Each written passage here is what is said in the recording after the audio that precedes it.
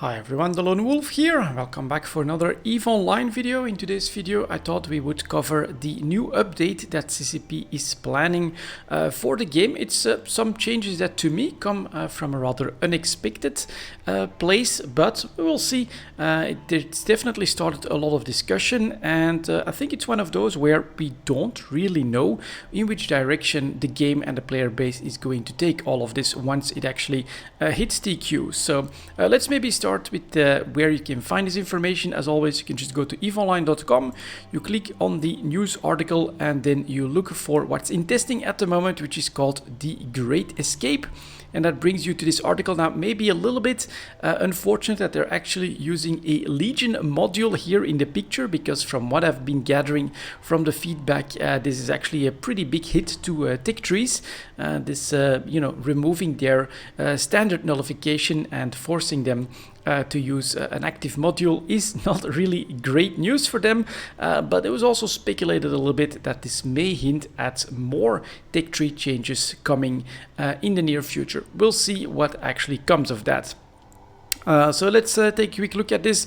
Nullification and warp core stabilizer updates testing has begun. So all of this stuff is up on CC, and I should also mention that all of this is not set in stone. I definitely think that if you're involved, or if you feel involved in this, or if you feel like this is going to hit you, definitely go over to CC.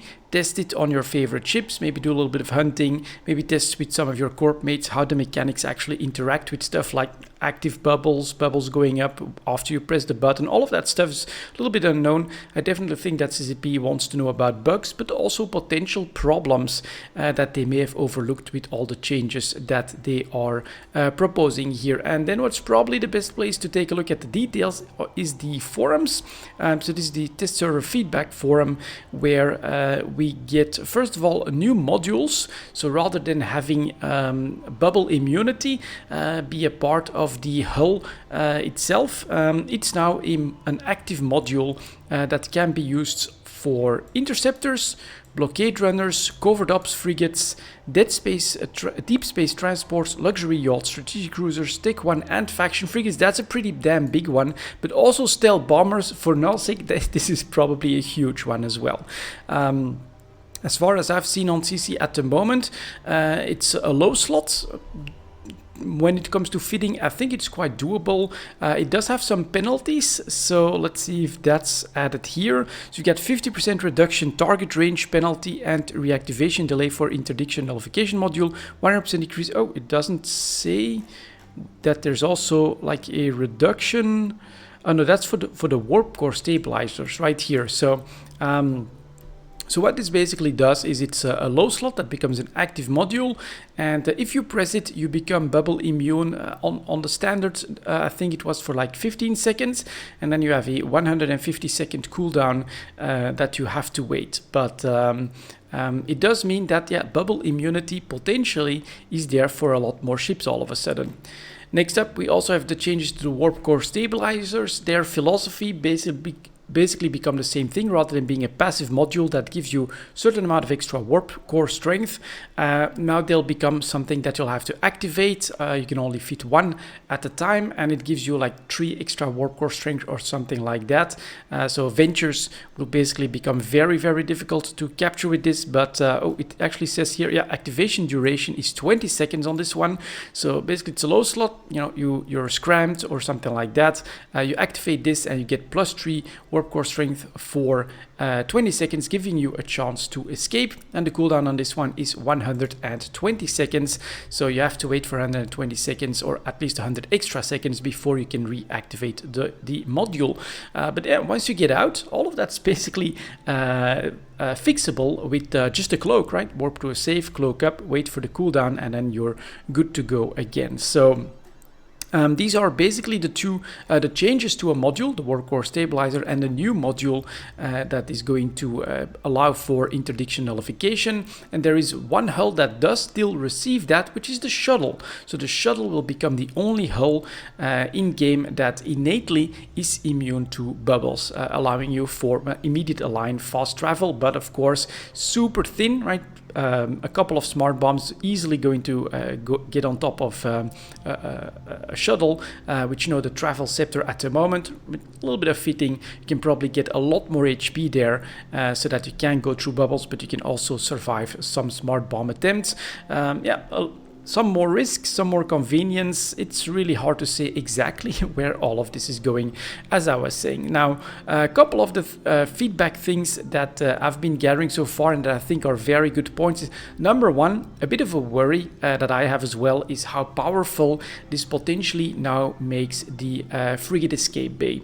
Right from the start, the frigate escape bay is something where they said, no, you're not gonna put interceptors in there because, you know, you can then just get out and become bubble immune. That's not the idea, and this will allow you to basically have a nullified frigate in the frigate escape bay, basically giving you like a very, very high chance of getting your pod out whenever you lose your battleship, which, well, is definitely not, I think, the intended design decision there. And number two, which is really potentially a problem that I see with that as well, is in wormhole space, something that was correctly pointed out. I was actually listening a lot to Talking Stations on this topic. Very interesting videos, by the way, if you can, and if you have the time for like 3-hour discussions on all of this, definitely head over there and have a listen. It's super interesting.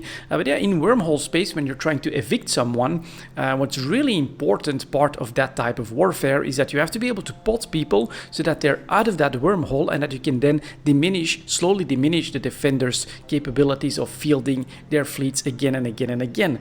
If those defenders then just have lots of battleships with frigate escape base and they can just always, immediately press nullification, you can't stop them with bubbles anymore, it's going to become a lot harder, if not next to impossible, to dwindle down the number of defenders in a wormhole. So this first volume does make the frigate escape bay super, super powerful. What I like about it, and what you're actually seeing on the screen, I think it's up here. I took a quick look on CC as well, and my first thought here was, man, you could make a pretty nice Astero, right? Covert ops capable, interdict, immune to bubbles basically, and then also with a warp core stabilizer, right? Takes like more than just a single scram or something like that to stop you. So a little bit of fitting, you can become super fast in warping, fast align time. It is just a small frigate. If they're allowing this to happen, then I'm probably gonna build a couple of these Asteros and take some trips into wormhole space, maybe even into Nosek, because, well, with this setup, I personally would feel a lot safer than with the Astero now. Especially in wormholes, right? Something that my brother and I have experienced at one point. We were in there. I think it was in like battle cruiser, so it's not exactly the same situation. But all of a sudden, we noticed someone on D-scan. We went back, but the exit wormhole was not on D-scan range, and they had put a bubble there and a trap. And so that is something that now is actually survivable through this new module that's now fittable on an Astero. So for exploration, I think that this is a very, very big buff in the potential safety that you have there. There is a cost to that, right? Of course, it has a very big cooldown, so that means you use it to escape, then you warp to a place that you know is safe, cloak up, wait for the cooldown so that you can escape any new situation that you'll warp in. For instance, right, you're caught on the in the site, so you use your modules to escape, then you head out to a safe spot rather than go directly to the wormhole where a second trap could be waiting for you under the cooldown. No, wait for your cooldowns to are over so that you have your munitions ready, your modules ready to escape in a new situation, then head over to the wormhole. If there's a bubble there, you can still warp back, escape, cloak up again, try a different angle, right? But you have like counter options, a lot more counter options, I would say, to traps that are set for you and to people, springing those traps on you all of a sudden. So very, very big buff there. I think that's how I would use it. Another thing that was super noticeable, is that this is also in the same vein above for transporting stuff through space. I think it gives you more options.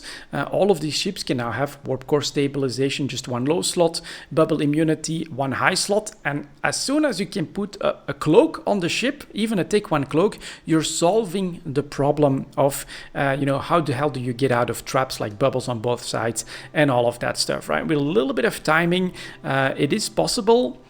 There is a drawback to that. It is probably going to slow everything down substantially as well, right? You don't just have your travel scepter zoom through whatever bubble happens, no matter what, always immune. That's gone, but as soon as you get both modules with a cloak, you have a very, very strong travel capability, which at the cost of just a little bit of time will get you out of almost any single trap.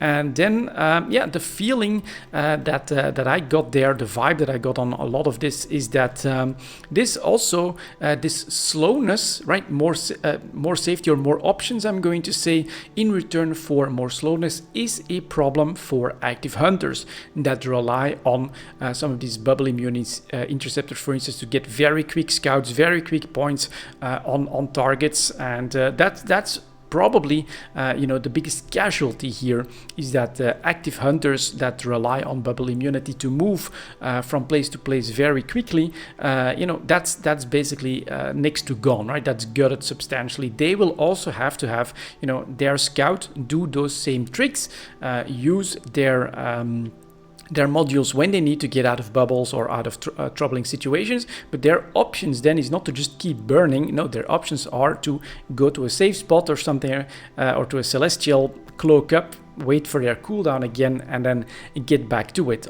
During all of that time, of course, they're exposing their presence and their intentions. So that's a very big nerf to them. On the other hand, right, there's human error at play as well, and so it's a nerf, you could say, to hunters, active hunters that go out there and look for targets that need to be super fast and mobile. It's also going to be a buff to gate campers because there is human error. There is 100 seconds out of 120 seconds that you're not bubble immune, or no, that you're not, I think for the 120 it's here, 100 seconds out of the 120 seconds that you're not warp core stabilized, and so you can easily be pointed, and like 135 seconds out of 150 that you're not bubble immune. So if you're timing things wrongly, right, you're misinterpreting how long a warp is going to take, you activated your module too soon, you're still in the bubble, all of that sort of stuff can happen, and so gate camps are probably going to have a field day, especially in the beginning when everyone is trying to find the right rotations and all of that good stuff. Was there anything else that I've noticed here? Yeah, the biggest surprise to me would be that they're allowing this, right? Take 1 and faction frigates and stealth bombers to also have a low slot with the nullification in it, making those bubble immune. I mean, Take 1 frigates is definitely becoming super cheap, and then giving them this option, sort of strange, but well, it's very powerful. And as I've said, right, my first plan would be an Astero, both options, a cloak. We are good to go. Definitely a ship that I would feel a lot more confident in taking into dangerous space to go out there and take a look at that. And then the final bit that is also very noticeable, of course, is that the warp core stabilizers now, you can only fit one of them. It will always give you that nice +3 warp core strength, but when it's fitted, something that's always on is a drawback, which is targeting range reduction by 50%, scan resolution reduction by 50%, and especially this one, drone bandwidth reduction by 50% as well. So they don't really want you to just go out there and passively use warp core stabilizers to be able to escape traps up to a certain point, while just being able to just passively let your drones go and do all the work. Now, is this going to completely stop botting? No. Is this going to decrease their effectiveness? I do think so, because stuff like Ishtars depend on that firepower, those super strong drones to either clear stuff very quickly or to do more difficult content. If you're reduce to 50% of your drone capabilities, that is going to massively reduce your effectiveness as well, of course.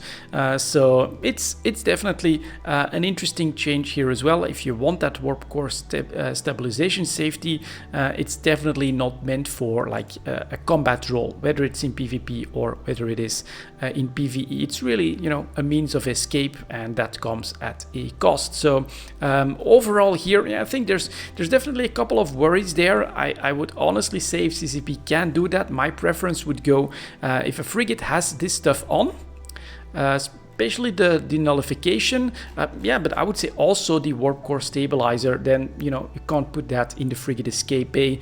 I think that would make sense. The idea, in my opinion, for the frigate escape bay is to allow you to stay on the field a little bit longer, to maybe quickly switch role to like a tackle, but the idea was always to, you know, have destruction there, to suddenly make this a means of escaping with like a very high degree of certainty, getting out with your bot, and then especially, you know, if you're fighting locally, just getting back to your structure, putting that frigate again in an escape bay, next battleship back on the field. That can be a little bit overpowered, I think, from a defensive standpoint as well. But we will see, of course, what CCP decides to do. For now, this is a little bit of an update on what's coming with the Great Escape. Yeah, active countermeasures to warp scrams, to bubbles. I think it is interesting. I do think it is interesting. Also from the Care Bear perspective, right? It can be somewhat frustrating that, oh man, I made a mistake, I'm caught in a bubble. There's no counter, there's really nothing I can do except, like, you know, try to get to the gate or something like that. You're really stuck. Now you have that option, right? If you think it could happen, fit the module, you're all of a sudden seeing a bubble on your D-scan. All right, activate that, and I can actually have a little bit of counterplay. Someone springs a trap on you and unexpectedly warp scrams you. Well, if you have that warp core stabilizer in there, activate it, and maybe you can still get out, right? You could maybe even try to like ECM a target if there's too many on you, and then still, right, get that +3 and then try to get out all of a sudden. So from that perspective, you know, having that active counterplay rather than it's either passive and you're either done for or not, I think it could be quite interesting to see how especially newer players caught in traps are going to react to that. I do think it gives you that feeling of there's maybe a little bit more agency. I could have fitted this differently and I would have had options, which I think could be very good overall. So yeah, those are my thoughts, my first thoughts on the Great Escape. Again, highly recommend that you go and take a look on CC for yourself, because it's of course potentially a very big change to your playstyle. Thank you very much for watching, and as always, I'll see you next time.